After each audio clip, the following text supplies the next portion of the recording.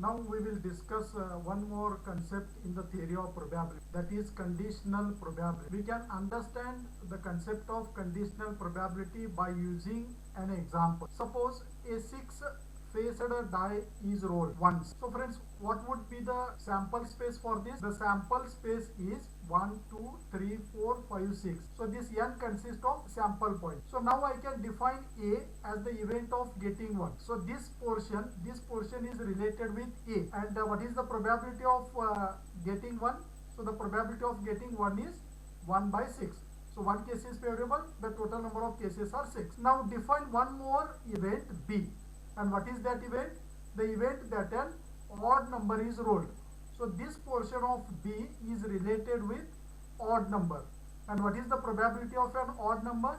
So for odd number, 3 cases are favorable and the number of possible cases are 6. Therefore, probability of B is equal to 3 by 6, that is 1 by 2. Now, suppose if I ask a question that if I know the result that an odd number was rolled, so the event has already happened, then what is the probability that one was rolled? So that means in this case I am imposing a condition. And what is my condition?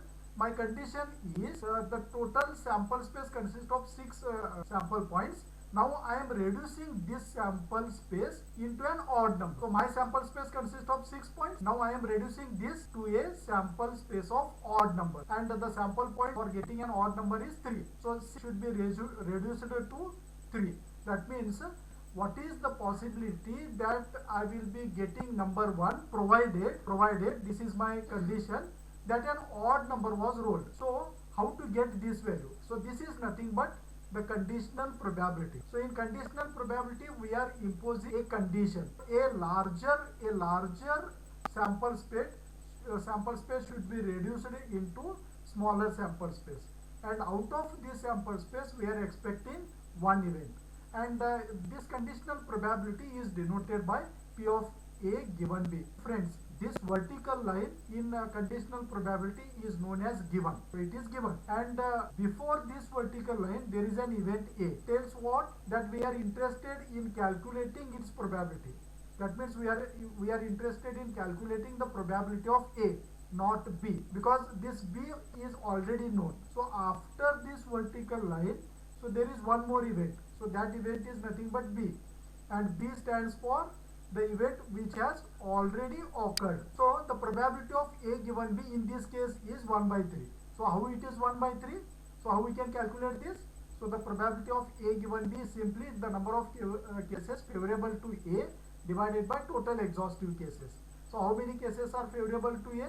So one case is favorable to A, and what are the total exhaustive cases in B? So the total number of cases in B are 3.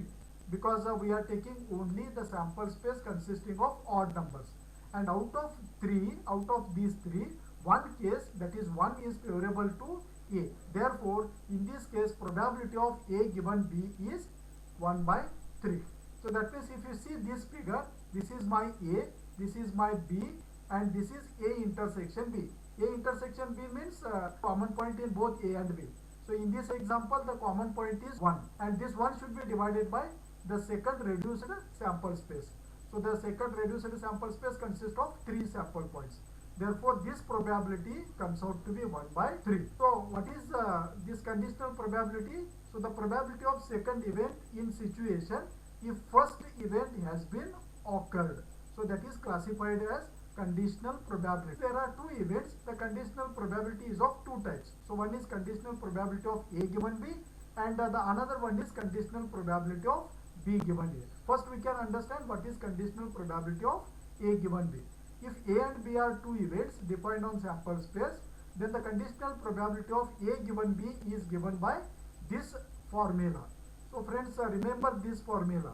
So what is this P of A given B? So that is P of A intersection B divided by P of B, provided P of B is greater than 0. So how we can memorize this?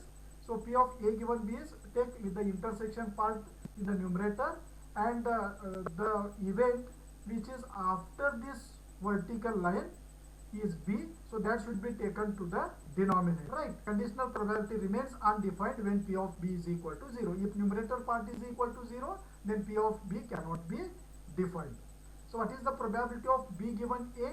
So if A and B be two events defined on sample space, then the conditional probability of B given A is given by this formula. So only change is in case of B given A, so the numerator part remains the same, probability of A intersection B, and the denominator part is only replaced by P of A, because this A occurs after this vertical line.